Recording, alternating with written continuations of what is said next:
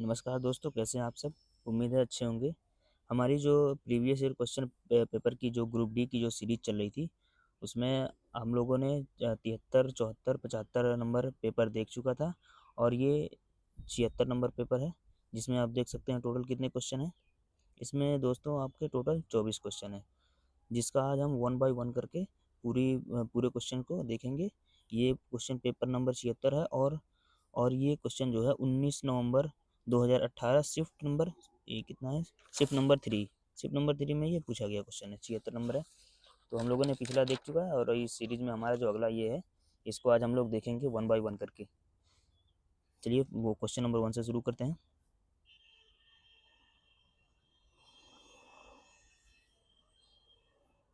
ये है दोस्तों हमारा पहला क्वेश्चन क्या कहता है, निम्न में से कौन सा प्राध्वनिक तरंगों और औद्योगिक अनुप्रयोग नहीं है? इसमें से कौन सा? ऑप्शन नंबर बी जो है इसका राइट आंसर हो जाएगा, ऑप्शन नंबर बी। कि किसी पौधे के शरीर से कीटनाशकों को प्रसव्य तरीके से हटाना, ये आपका राइट आंसर हो जाएगा। अगला क्वेश्चन देखते हैं। क्वेश्चन नंबर दो क्वेश्चन नंबर दो क्या कहता है, प्रजनन की प्रक्रिया के दौरान उत्पन्न होने वाली विभिन्नताएं डैश डैश डैश हो जाती हैं। तो क्या क्या हो जाती हैं? वंशागत हो जाती हैं। ऑप्शन नंबर डी इसका राइट आंसर हो जाएगा, वंशागत हो जाती हैं। अगला क्वेश्चन देखते हैं। क्वेश्चन नंबर 3 क्या कहता है? क्वेश्चन नंबर 3 कह रहा है, संवेग की एसआई पद्धति में इकाई क्या है? तो इसका राइट आंसर क्या हो जाएगा? Option number C. संवेग का फॉर्मूला आप लोग जानते ही हैं। संवेग बराबर होता है द्रव्यमान द्रव्यमान गुणे वेग। द्रव्यमान का आप लोग जानते हैं दोस्तों, द्रव्यमान का आप लोग जानते हैं केजी होता है, और वेग का आप लोग जानते हैं मीटर पर सेकंड होता है। तो यहाँ पे दिया हुआ है ऑप्शन नंबर 3, ये इसका राइट आंसर हो जाएगा। अगला क्वेश्चन देखते हैं हम लोग। क्वेश्चन नंबर 4 क्या कहता है? क्वेश्चन नंबर 4 है, निम्नलिखित में से किसमें कोई कार्य नहीं किया जाता है? पहला देखते हैं, पहला क्या है, एक कुली किसी बस से किसी कार तक एक वजन ले जाता है, 100% इसमें कार्य हो रहा है। दूसरा बी नंबर है, सचिन 4 किलोमीटर चलता है, ये भी कार्य कर रहे हैं। सी हो जाएगा आपका, अरुण क्रिकेट मैदान पर खेलता है, ये भी खेल रहा है तो कार्य कर रहा है। और लास्ट वाला क्या है, कपिल अपने कंधे पर 10 केजी भार लेकर खड़ा है। ये भाई 10 केजी भार लेकर के खड़ा है और चल नहीं रहा है, यानी ये कोई कार्य नहीं कर रहा है। तो इसका राइट आंसर क्या हो जाएगा? Option number D. अगला क्वेश्चन देखते हैं। क्वेश्चन नंबर 5 आप लोगों का बोल रहा है, मनुष्यों में निषेचित अंडा डैश डैश डैश के स्तर में प्रत्यारोपित हो जाता है। ये 5 नंबर क्वेश्चन है, इसमें क्या हो जाता है? ऑप्शन नंबर डी इसका राइट आंसर हो जाएगा। गर्भाशय जो है, गर्भाशय के स्तर में प्रत्यारोपित हो जाता है क्या? निषेचित अंडा। अगला क्वेश्चन देखते हैं, बायोलॉजी का क्वेश्चन है, ये आप लोगों को याद करना पड़ेगा। ये 6 नंबर क्वेश्चन कहता है, आयरन आयरन के वायु की उपस्थिति में जलने पर किसका निर्माण होता है? ये केमिस्ट्री का क्वेश्चन है, ये आपको याद करना पड़ेगा। आयरन के वायु की स्थिति में जलने पर FeO3 का निर्माण होता है। ये इसका राइट आंसर हो जाएगा, ऑप्शन नंबर डी। अगला क्वेश्चन देखते हैं, क्वेश्चन नंबर 7 अच्छा क्वेश्चन है, ये केमिस्ट्री का क्वेश्चन है। पूछ क्या रहा है, अमोनिया में नाइट्रोजन की संयोजकता है। अमोनिया में नाइट्रोजन की संयोजकता कितनी होती है? आप लोगों को पता ही होगा। अमोनियम का परमाणु संख्या कितना होता है? Hydrogen, helium, lithium, barium, boron, carbon, nitrogen, oxygen, fluorine, neon, sodium, magnesium.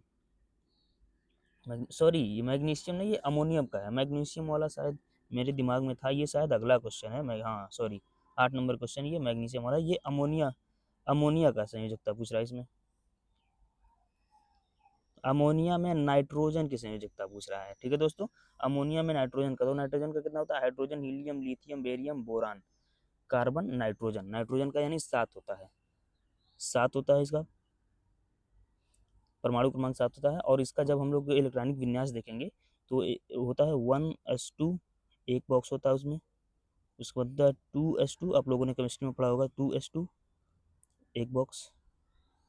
2p6 2p6 sorry 6, इसमें 3 बॉक्स होते हैं। और चूंकि इसमें 7 इलेक्ट्रॉन है अमोनिया के पास, तो 2 इलेक्ट्रॉन इसमें हम भर देंगे। एक ये दो इसमें आ जाएगा और 2 इसमें आ जाएगा, 2 2 4 यहाँ पे हो गया, बचे 3 इलेक्ट्रॉन। 3 इलेक्ट्रॉन हम यहाँ पे भर देंगे। और इसको पूरा करने के लिए कितने इलेक्ट्रॉन की कमी पड़ रही है, किसी से पेयर करने के लिए, किसी से साझा करने के लिए कितने इलेक्ट्रॉन की कमी पड़ रही है, 3 इलेक्ट्रॉन की। इसमें 2 1s2 में 2 भर गया, 2s2 में 2 भर गया, 4 हो गया और बचा 3, जो कि इसमें 6 इलेक्ट्रॉन होने चाहिए 2p6 में, और 3 इसमें भरे गए हैं और 3 अभी बाकी है, यानी कि इसकी संयोजकता क्या हो जाएगी, ऑप्शन नंबर डी 3 हो जाएगी। बहुत ही अच्छा क्वेश्चन है। अगला क्वेश्चन हम लोग देखते हैं, मैग्नीशियम।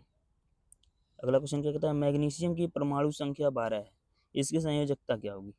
यहाँ भी वही सेम 12 है, तो एक बॉक्स हो गया, ये 1s2 हो गया, ये आपका 2s2, ये आपका हो जाएगा 2p6।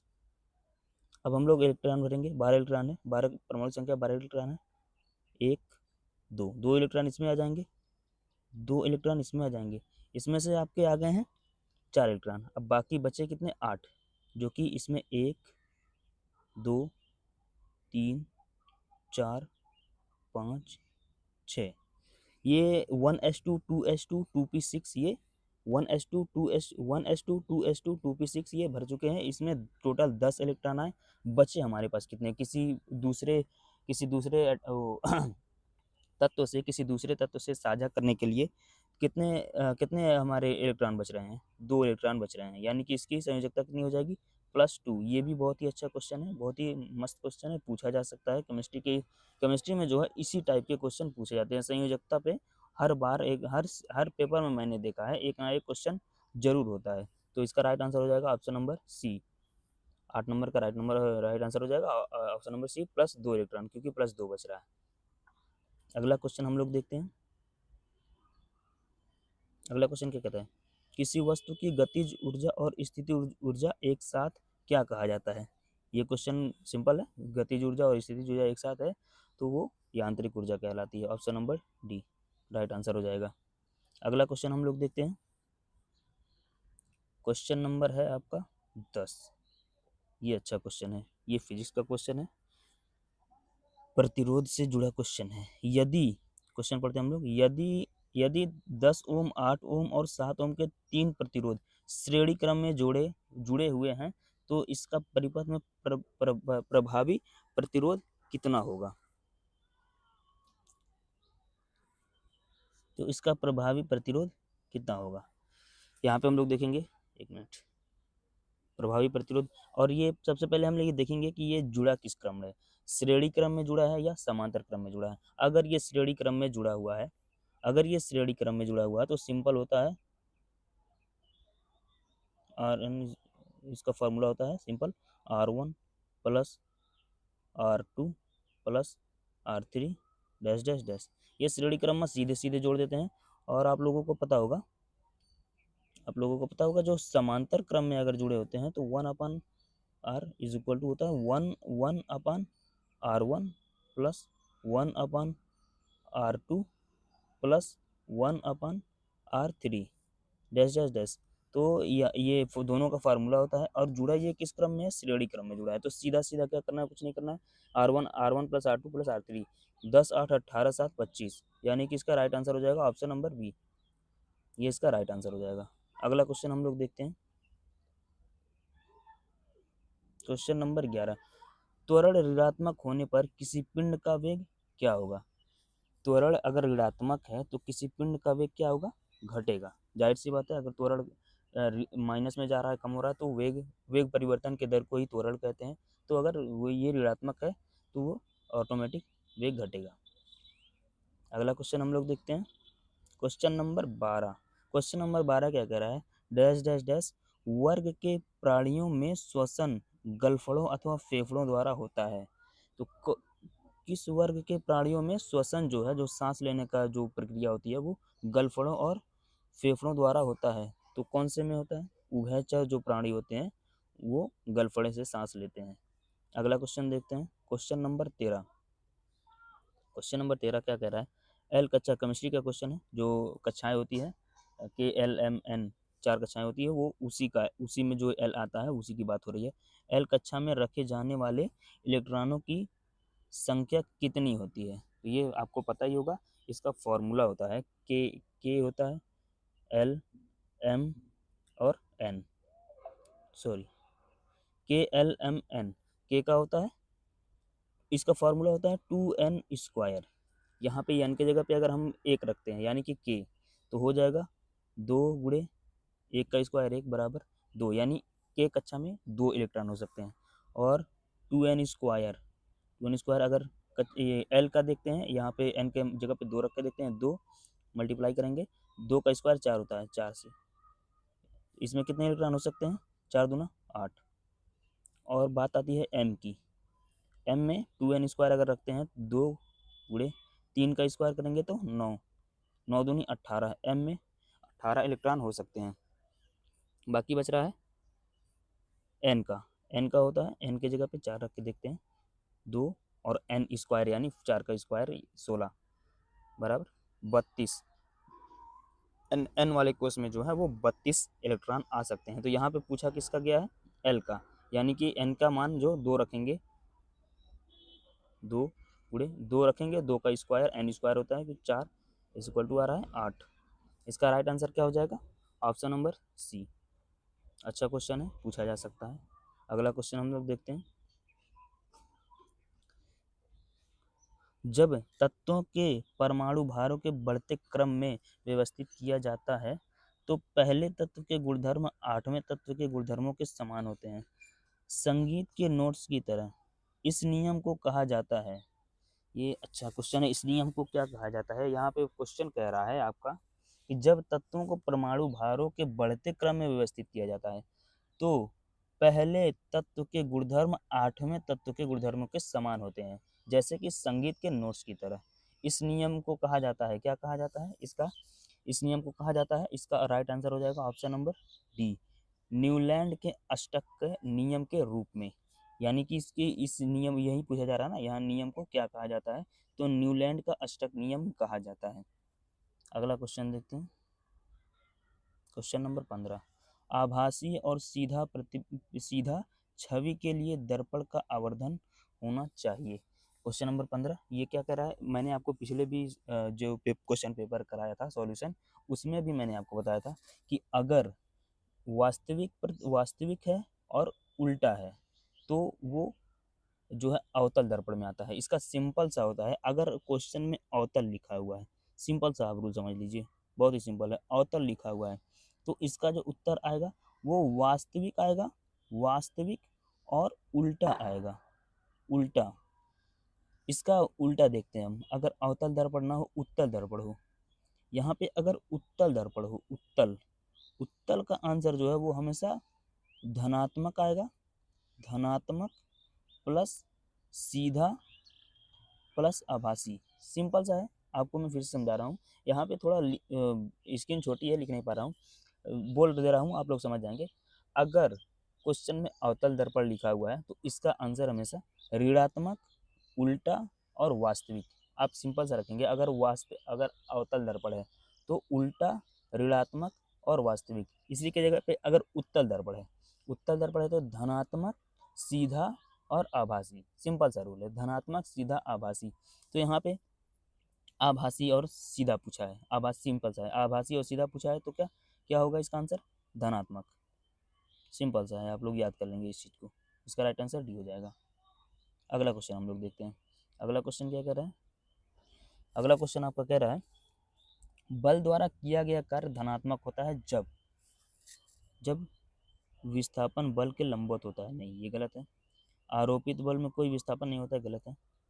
और तीसरी क्या कह रहा है, विस्थापन बल के विपरीत दिशा में होता है, नहीं, जब विस्थापन बल की दिशा में होता है तब कार्य धनात्मक होता है, ये इसका राइट आंसर हो जाएगा 16। अगला क्वेश्चन हम लोग देखते हैं, क्वेश्चन नंबर 17।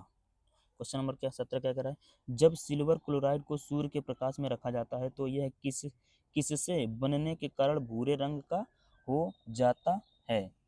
तो सिल्वर धातु के रखने से ये भूरे रंग का हो जाता है। अगला क्वेश्चन हम देखेंगे, क्वेश्चन नंबर 18। 18 क्या कह रहा है, निम्नलिखित में से कौन सा अम्ल पानी में घुलने पर H+ आयन प्रदान करता है। ये केमिस्ट्री का है, आप लोगों को ये क्वेश्चन 10th में ही पढ़ाया गया होगा। ये निम्नलिखित में से कौन से अम्ल पानी में घुलने पर H+ आयन प्रदान करता है। तो इसका राइट आंसर क्या हो जाएगा, एसिटिक अम्ल, ऑप्शन नंबर डी, एसिटिक अम्ल इसका राइट आंसर हो जाएगा। अगला क्वेश्चन हम लोग देखते हैं, नंबर कि 19 नंबर क्वेश्चन बोल रहा है हमारा 350 न्यूटन का एक बल्ब 350 न्यूटन का एक बल्ब 500 केजी के द्रव्यमान भार पर लगाया जाता है। इस स्थिति में वस्तु में उत्पन्न त्वरण कितना होगा। सिंपल सा है, फॉर्मूला आप समझ पा रहे होंगे कौन सा लगेगा, F बराबर एम ए, F बराबर एम ए, क्योंकि यहाँ ए पूछा है, त्वरण पूछा है, तो सीधा फार्मूला हो जाएगा F बटे एम। सिंपल से हम लोग वैल्यू रखेंगे F बटे एम की। F कितना है, F आपका 350 है, 350, एम कितना है 500 केजी है। ये जीरो से ये जीरो काट देंगे और फिर किससे कट जाएगा, 5 से, 5 सत्ते 35 और 5 दाइया में 50, 7/10 यानी इज इक्वल टू 0.7। और त्वरण का यूनिट क्या होती है, मीटर पर सेकंड स्क्वायर, मीटर पर सेकंड, मीटर पर सेकंड स्क्वायर, मीटर पर सेकंड नहीं दिया है, S-2 कर दिया है। ऑप्शन नंबर डी इसका राइट आंसर हो जाएगा। अगला क्वेश्चन हम लोग देखते हैं, क्वेश्चन नंबर 20। क्वेश्चन नंबर 20 क्या कह रहा है, जड़ों की कोशिकाओं में लंबे लंबे रोमों जैसा भाग को क्या कहते हैं। तो क्या कहते हैं, इसका राइट आंसर हो जाएगा, उसको रूट हेयर बोलते हैं। अगला क्वेश्चन देखते हैं, क्वेश्चन नंबर 21। एसआई पद्धति में त्वरण की, सिंपल सा है, अभी 19 नंबर क्वेश्चन इसी पे सॉल्व हुआ है। एसआई पद्धति में त्वरण की इकाई क्या होती है, मीटर पर सेकंड स्क्वायर होती है, यहाँ पे मीटर सेकंड -2 हो जाएगा। अगला क्वेश्चन देखते हैं, क्वेश्चन नंबर 22।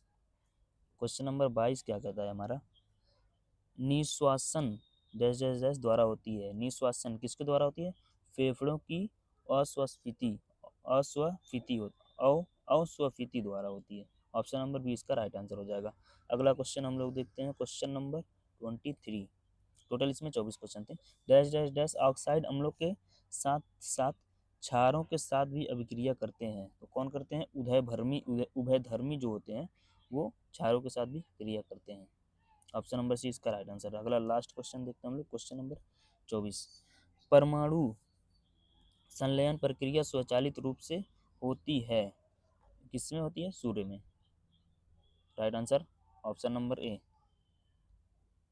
टोटल 24 क्वेश्चन थे, हम लोगों ने 24 देखा। हम लोग आज 76 नंबर जो क्वेश्चन पेपर है ये सॉल्व हो गया, जो कि 19/9/2018 को थर्ड शिफ्ट में पूछा गया क्वेश्चन था। ये हम लोगों ने सॉल्व कर दिया। इसी तरह से आगे भी वीडियोस आती रहेंगी। ये पूरा क्वेश्चन सॉल्व हो गया, आगे के लिए वीडियोस आती रहेंगी लगातार, कंटिन्यू आप लोगों को देखना है, पढ़ना है और ग्रुप डी की तैयारी में लगे रहना है। और इसके बाद एक ही चीज़ कहूँगा भाई, कुछ चैनल को सब्सक्राइब कर लें, वीडियो को लाइक कर दें और कमेंट करके अपने दोस्तों को शेयर कर दें। मिलते हैं नेक्स्ट वीडियो में, तब तक के लिए धन्यवाद।